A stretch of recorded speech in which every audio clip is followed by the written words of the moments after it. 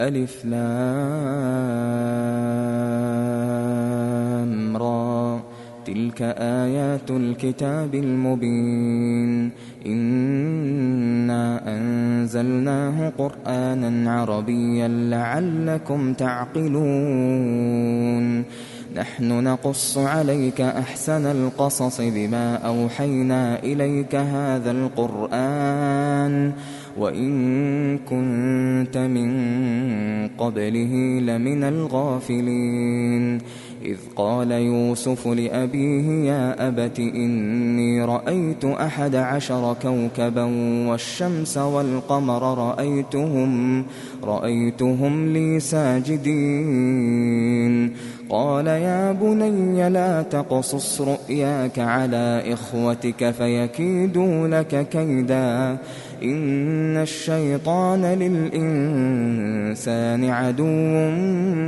مبين وكذلك يجتبيك ربك ويعلمك من تأويل الأحاديث ويتم نعمته عليك وعلى آل يعقوب كما أتمها على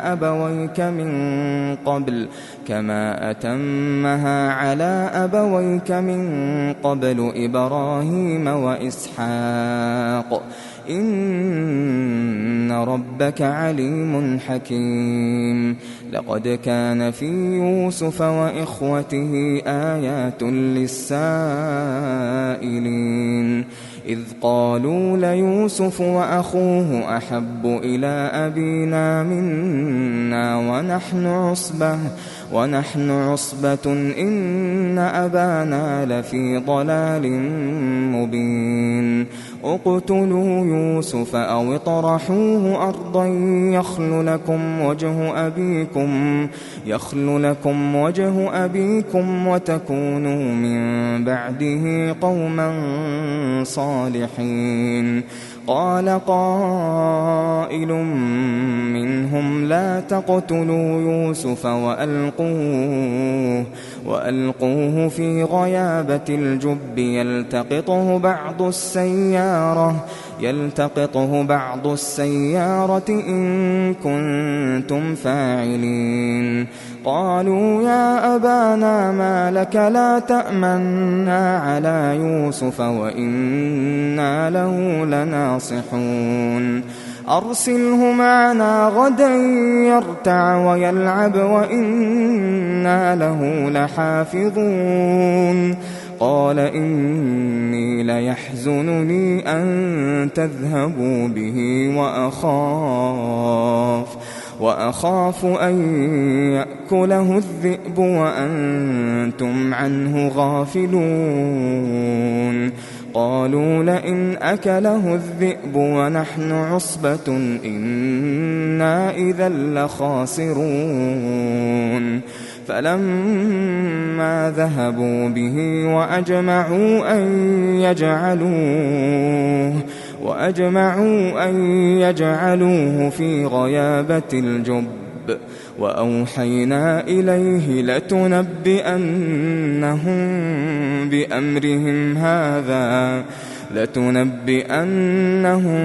بأمرهم هذا وهم لا يشعرون وجاءوا أباهم عشاء يبكون قالوا يا أبانا إنا ذهبنا نستبق وتركنا يوسف عند متاعنا فأكله الذئب وما أنت بمؤمن لنا ولو كنا صادقين وجاءوا على قميصه بدم كذب قال بل سولت لكم أنفسكم أمرا فصبر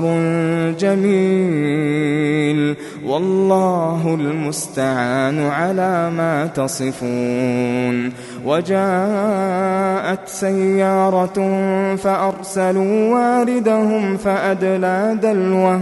قال يا بشرى هذا غلام وأسروه بضاعة والله عليم بما يعملون وشروه بثمن بخس دراهم معدودة وكانوا فيه من الزاهدين وقال الذي اشتراه من مصر لامرأته أكرمي مثواه عسى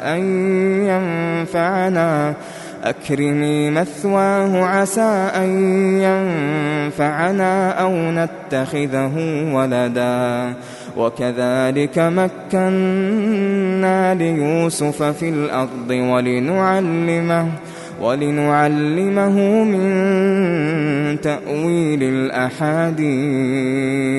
والله غالب على أمره ولكن أكثر الناس لا يعلمون ولما بلغ أشده آتيناه حكما وعلما وكذلك نجزي المحسنين وراودته التي هو في بيتها عن نفسه وغلقت الأبواب وقالت هيت لك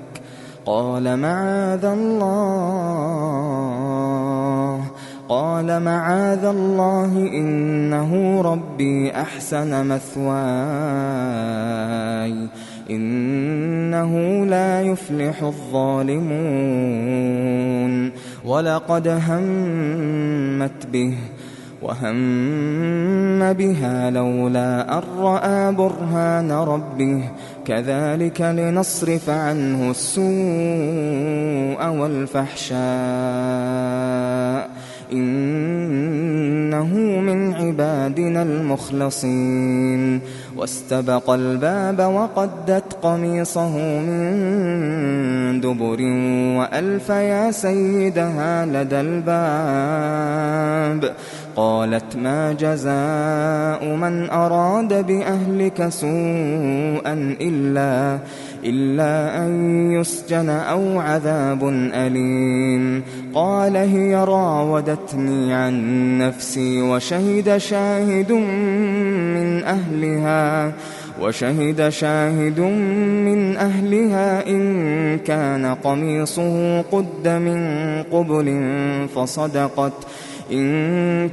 قميصه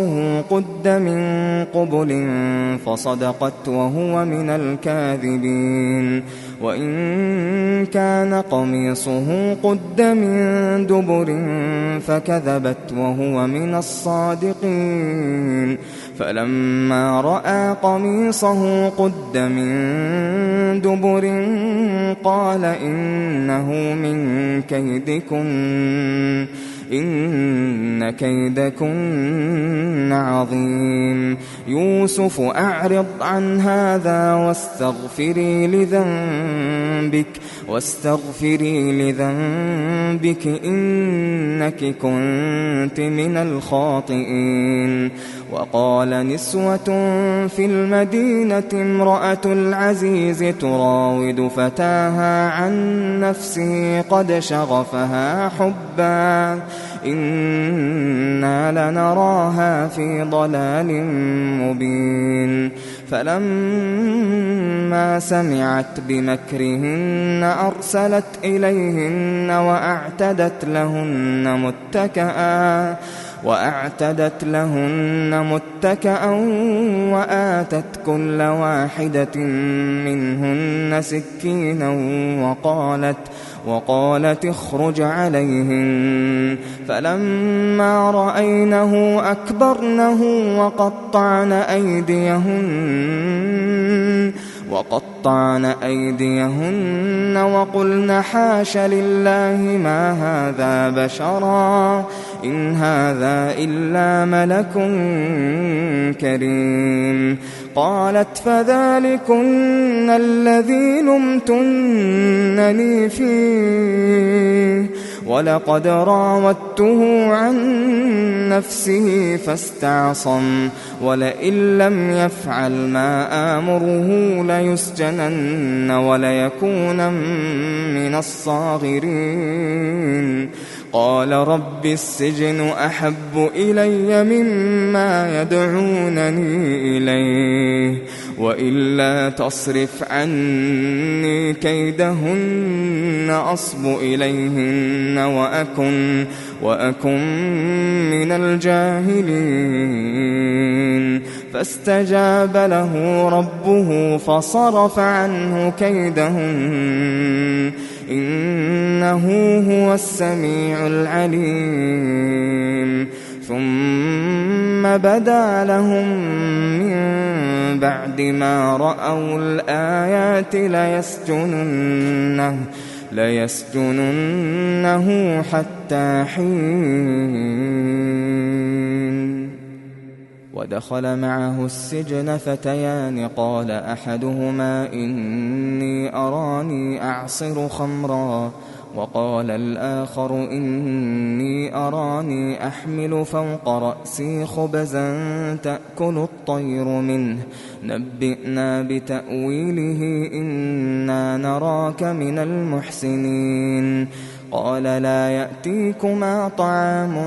ترزقانه إلا نبأتكما بتأويله قبل أن يأتيكما ذلكما مما علمني ربي إني تركت ملة قوم لا يؤمنون بالله وهم بالآخرة هم كافرون واتبعت ملة آبائي إبراهيم وإسحاق ويعقوب ما كان لنا أن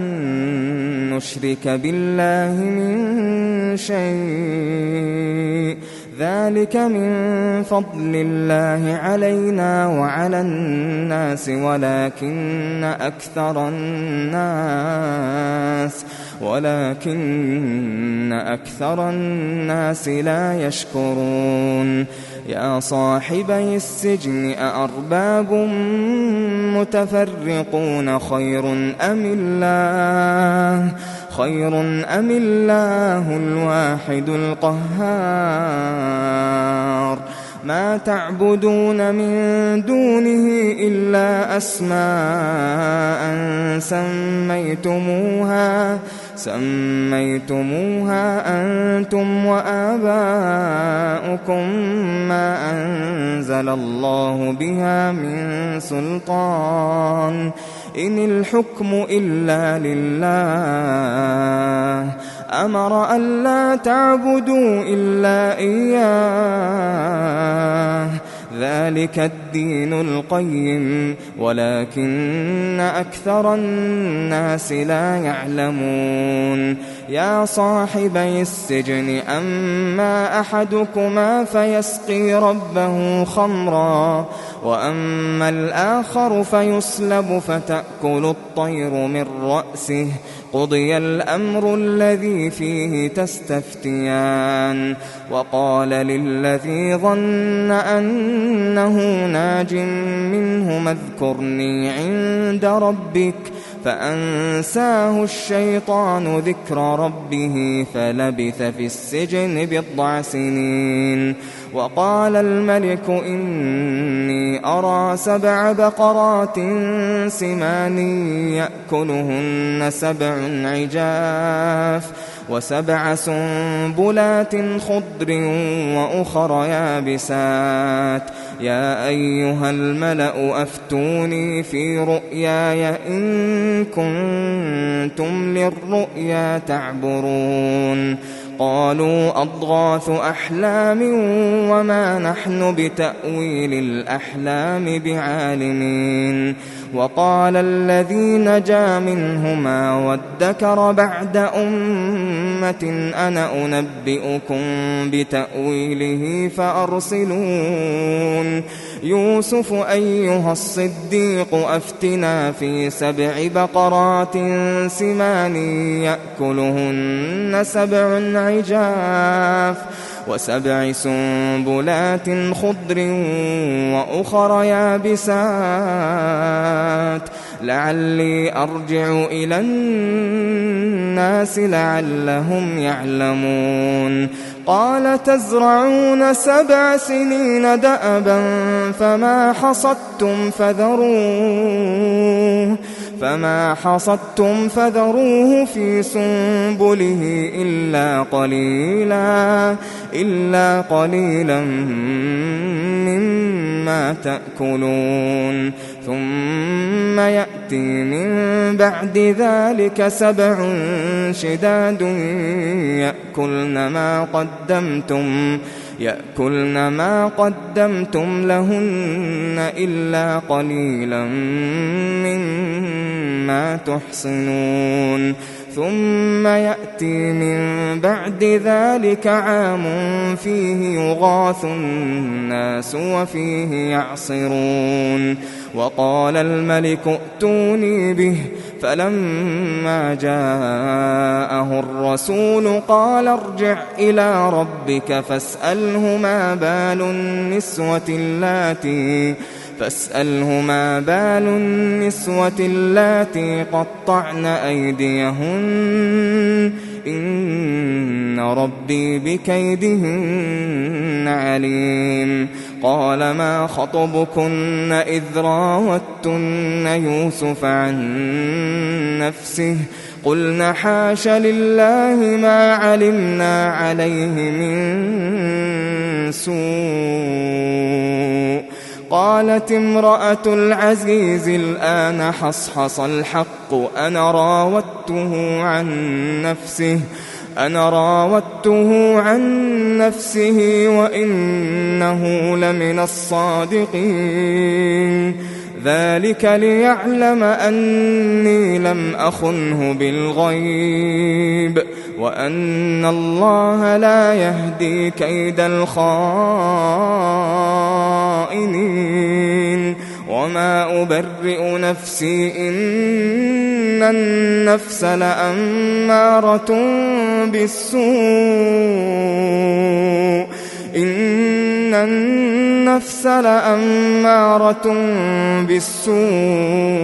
إلا ما رحم ربي إن ربي غفور رحيم وقال الملك ائتوني به أستخلصه لنفسي فلما كلمه قال إنك اليوم لدينا مكين أمين قال جعلني على خزائن الأرض إني حفيظ عليم وكذلك مكنا ليوسف في الأرض يتبوأ منها حيث يشاء نصيب برحمتنا من نشاء ولا نضيع أجر المحسنين ولأجر الآخرة خير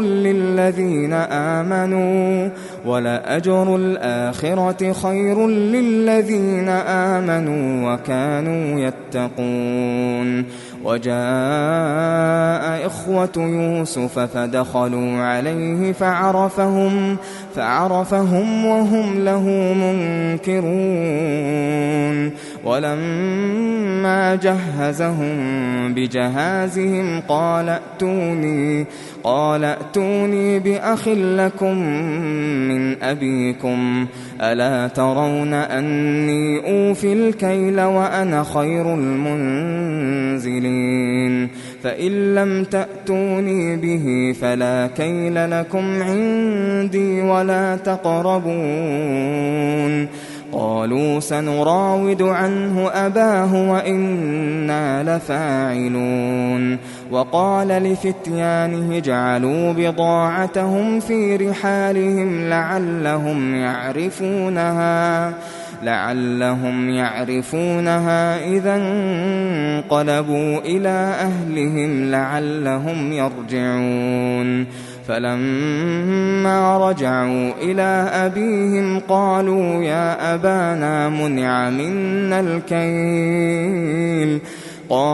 يا أبانا منع منا الكيل فأرسل معنا أخانا نكتل وإنا له لحافظون قال هل آمنكم عليه إلا كما أمنتكم على أخيه من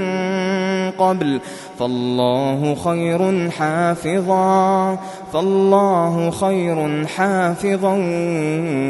وهو أرحم الراحمين ولما فتحوا متاعهم وجدوا بضاعتهم ردت إليهم قالوا يا أبانا ما نبغي هذه بضاعتنا ردت إلينا ونمير أهلنا ونحفظ أخانا ونزداد كيل بعير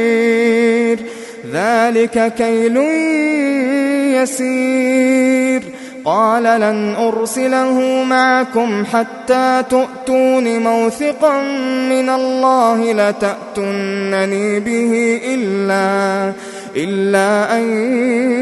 يحاط بكم فلما آتوه موثقهم قال الله على ما نقول وكيل وقال يا بني لا تدخلوا من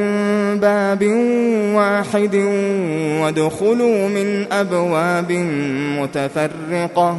وما أغني عنكم من الله من شيء إن الحكم إلا لله عليه توكلت وعليه فليتوكل المتوكلون ولما دخلوا من حيث أمرهم أبوهم ما كان يغني عنهم من الله من شيء إلا حاجة في نفس يعقوب قضاها وإنه لذو علم لما علمناه ولكن أكثر الناس لا يعلمون ولما دخلوا على يوسف آوى إليه أخاه قال إني أنا أخوك فلا تبتئس بما كانوا يعملون فلما جهزهم بجهازهم جعل السقاية في رحل أخيه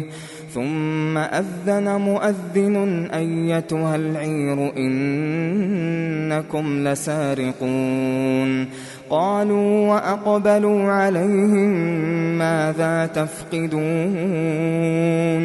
قالوا نفقد صواع الملك ولمن جاء به حمل بعير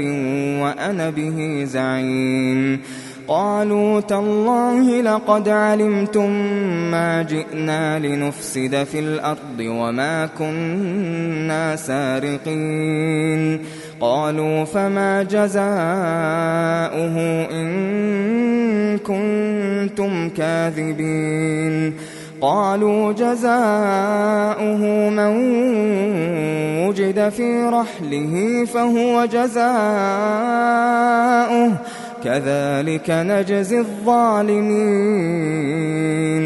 فبدأ بأوعيتهم قبل وعاء أخيه ثم استخرجها من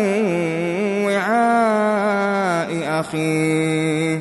كذلك كدنا ليوسف ما كان ليأخذ أخاه في دين الملك إلا أن يشاء الله نرفع درجات من نشاء وفوق كل ذي علم عليم قالوا إن يسرق فقد سرق أخ له من قبل فأسرها يوسف في نفسه ولم يبدها لهم قال أنتم شر مكانا والله أعلم بما تصفون قالوا يا أيها العزيز إن له أبا شيخا كبيرا فخذ أحدنا مكانه إنا نراك من المحسنين قال معاذ الله أن نأخذ إلا من وجدنا متاعنا عنده إنا إذا لظالمون فلما استيئسوا منه خلصوا نجيا قال كبيرهم ألم تعلموا أن أباكم قد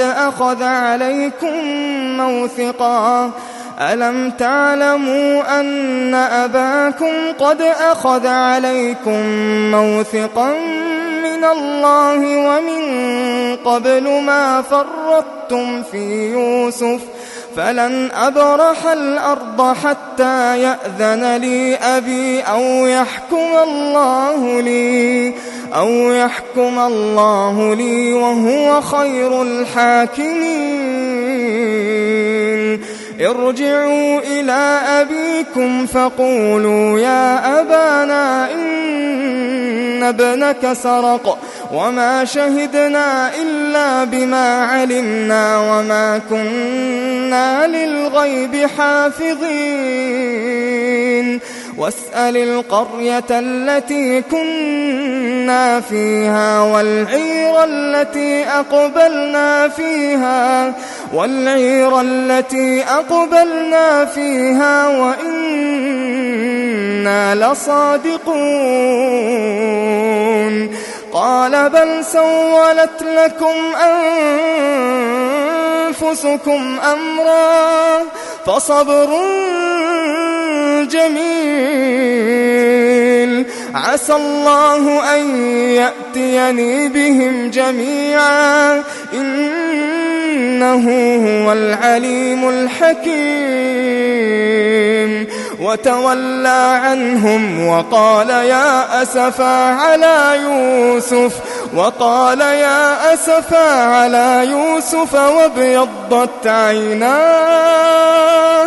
وابيضت عيناه من الحزن فهو كظيم قالوا تالله تفتأ تذكر يوسف حتى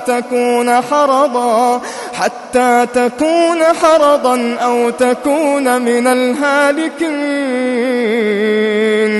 قال إنما أشكو بثي وحزني إلى الله وأعلم من الله ما لا تعلمون يا بني يذهبوا فتحسسوا من يوسف وأخيه ولا تيأسوا من روح الله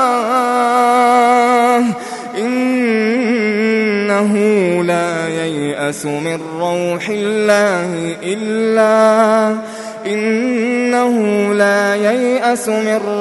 الله إلا القوم الكافرون فلما دخلوا عليه قالوا يا أيها العزيز مسنا وأهلنا الضر وجئنا ببضاعة مزجاة فأوف لنا الكيل وتصدق علينا إن الله يجزي المتصدقين قال هل علمتم ما فعلتم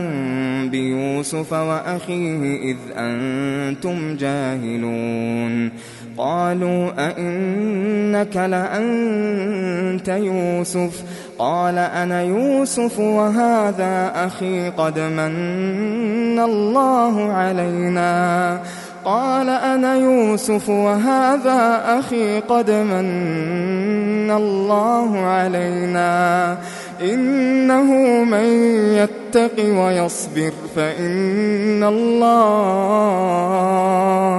فإن الله لا يضيع أجر المحسنين. قالوا تالله لقد آثرك الله علينا وإن كنا لخاطئين. قال لا تثريب عليكم اليوم يغفر الله لكم وهو أرحم الراحمين. اذهبوا بقميصي هذا فألقوه على وجه أبي يأت بصيرا وأتوني بأهلكم أجمعين. ولما فصلت العير قال أبوهم إني لأجد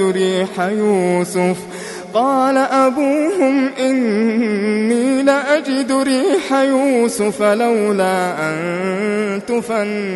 تفندون. قالوا تالله إنك لفي ضلالك القديم. فلما أن جاء البشير ألقاه على وجهه فارتد بصيرا قال ألم أقل لكم إني أعلم من الله ما لا تعلمون. قالوا يا أبانا استغفر لنا ذنوبنا إنا كنا خاطئين. قال سوف أستغفر لكم ربي إنه هو الغفور الرحيم. فلما دخلوا على يوسف آوى إليه أبويه وقال ادخلوا مصر إن شاء الله آمنين.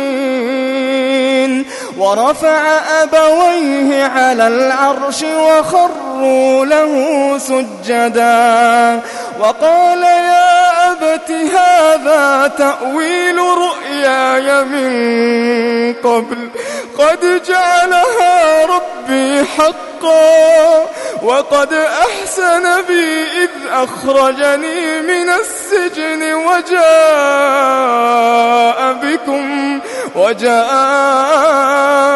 بكم من البدو من بعد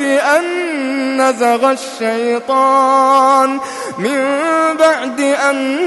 نزغ الشيطان بيني وبين إخوتي إن ربي لطيف لما يشاء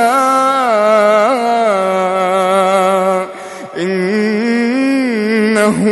هو العليم الحكيم. رب قد آتيتني من الملك وعلمتني من تأويل الأحاديث فاطر السماوات والأرض أنت وليي في الدنيا والآخرة توفني مسلما وألحقني بالصالحين. ذلك من أنباء الغيب نوحيه إليك وما كنت لديهم إذ أجمعوا أمرهم وهم يمكرون. وما أكثر الناس ولو حرصت بمؤمنين وما تسألهم عليه من أجر إن هو إلا ذكر للعالمين.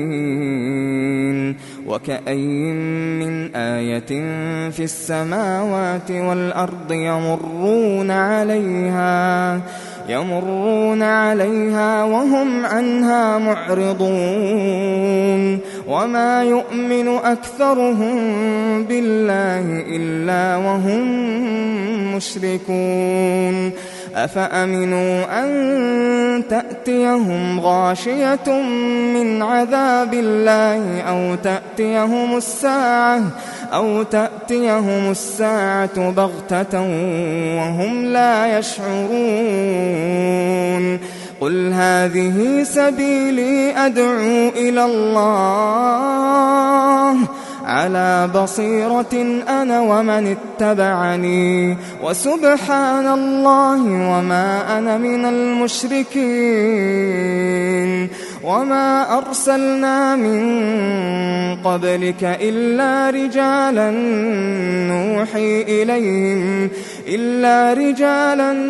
نوحي إليهم من أهل القرى أفلم يسيروا في الأرض فينظروا كيف كان عاقبة الذين من قبلهم ولدار الآخرة خير للذين اتقوا أفلا تعقلون حتى إذا استيأس الرسل وظنوا أنهم قد كذبوا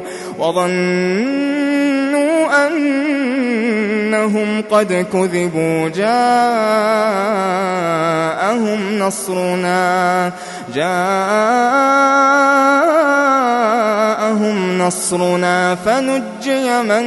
نشاء ولا يرد بأسنا عن القوم المجرمين لقد كان في قصصهم عبرة لأولي الألباب ما كان حديثا يفترى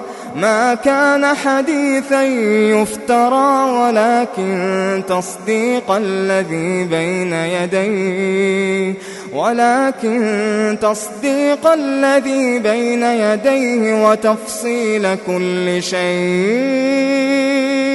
وتفصيل كل شيء وهدى ورحمة لقوم يؤمنون.